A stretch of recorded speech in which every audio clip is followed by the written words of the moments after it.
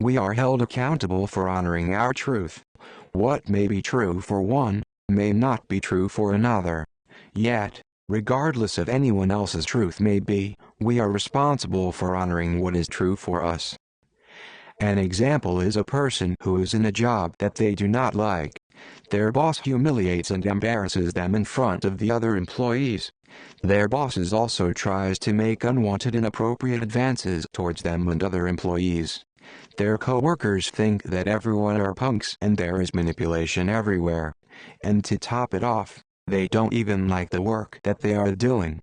They try to convince themselves that they are making a difference or that they are bringing light to a dark environment, but how can you so-called save the world if you can't even save yourself? We are not martyrs.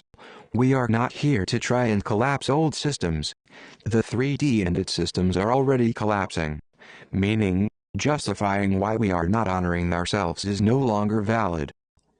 Is it in your truth to be treated by others in embarrassment and humility, regardless if it is their problem or not? Is it in your truth to associate with people who have such demeaning and judgmental views of others and try to manipulate situations, regardless if it is their problem or not? In regard to jobs, many of us have either been moved, or are in the process of moving out of our jobs and into opportunities that is in joy and harmony of who we are.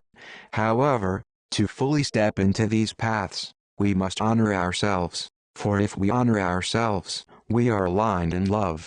If we do not honor ourselves and make excuses such as, well, my boss had a bad day, or it's just par for the course to be yelled at in front of everyone, or everyone manipulates so that's why I'll stay in the job that I really wish I wasn't at, that sends out a signal that we will settle for these things in our lives, and we anchor into those timelines. Many say that it's because of money that they stay in jobs that do not honor their truth or that that's all they know how to do. By going that route, you're not even giving yourself an opportunity to try to see if there is something else that you can do. You would be amazed at what you actually can do. In regards to money, there are many ways to be abundant and prosperous. Your current job which you wish you were in debt is not the only way. There is natural abundance and prosperity for everyone. The problem is that we've been trained and made to believe that everything is scarce. This belief blocks us from being truly prosperous and abundant. Now, remember this is all designed to help break the 3D chains from the collective. Again, we are moving out of the 3D and into the 5D. However, there are no more excuses as to why we are not honoring ourselves, especially when being guided to do so. Meaning, if you have been guided to leave a job and you want to do it, yet you are waiting for a guarantee of another job, how is that honoring you? That's sending out the signal that I will not honor myself now, but instead, I will only honor myself when I have in full writing of another position for me. How is that having faith and trusting? How is that being prosperous and abundant? It's the same programming of scarcity, and by following that programming, you align with it. So in the end, if you choose to align with fear and scarcity, there should be nothing to complain about at all. You chose it. Another example is in our relationships. If we are in a relationship with someone who we have checked out from a long time ago, and we want to be with our twins, yet we stay in that relationship out of duty, a false sense of safety, and because of fear of losing all of the years and energy put into it, you send out that you don't deserve love. By not honoring yourself, you block yourself off from love. People say that they would leave, but because they have kids with their partner, that they will stay in a crap situation. They put the responsibility on the kids as to why they are in a crap situation. It's literally saying, because I have you, I will have to stay in this loveless relationship. But don't worry. Although your other parent and I don't love ourselves and each other, we will still be able to truly love you. And remember, you're the reason why we are all in this mess. Because the reason why I am still with this person and the person I truly love is because I had you. Don't blame your kids. If you're in this situation, the reason why you are in it is because of you. Not the kids. You don't have to be in a loveless marriage to raise a child. In fact, in my opinion, it would be better if you didn't.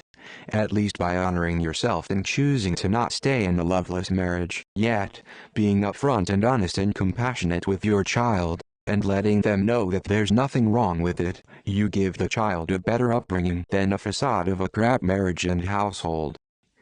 There are so many excuses we have all made as to why we are not honoring ourselves and our truth. With everything that is going on in the time that we are in, there is no longer any excuse as to why we are not honoring ourselves and our truth. If we choose to not honor ourselves and our truth, we must accept the results of our actions.